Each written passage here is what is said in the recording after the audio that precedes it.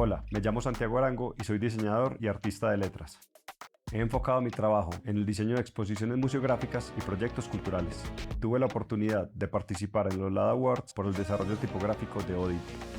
Lograr una armonía visual en la construcción de letras depende de sutiles ajustes con una buena base de conocimiento tipográfico, desde sus normas y particularidades hasta técnicas de dibujo vectorial específicas. Me encanta entender cómo un periodo y su contexto influenciaron los estilos del lettering. En los años 70, las protestas antiguerra y la exploración artística dieron lugar a formas experimentales, a líneas con ondulaciones, proporciones exageradas y trazos con mucho contraste. En este curso de doméstica aprenderás conceptos básicos de tipografía para diseñar un lettering con la estética de los años 70, que podrás estampar en una camiseta o aplicar donde quieras. Primero, entenderemos cómo se construyen las letras y conoceremos los ajustes necesarios para hacerlas más equilibradas y profesionales. Viajaremos a los 70s para analizar sus tipografías y el arte de la época. Te guiaré por los bocetos y composición de tu proyecto final. Pasaremos a la elección de nuestros dibujos favoritos, al refinado y al trabajo en Illustrator.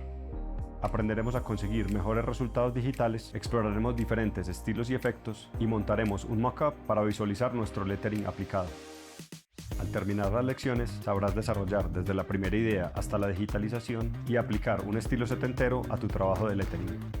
Vas a necesitar conocimientos en algún software vectorial.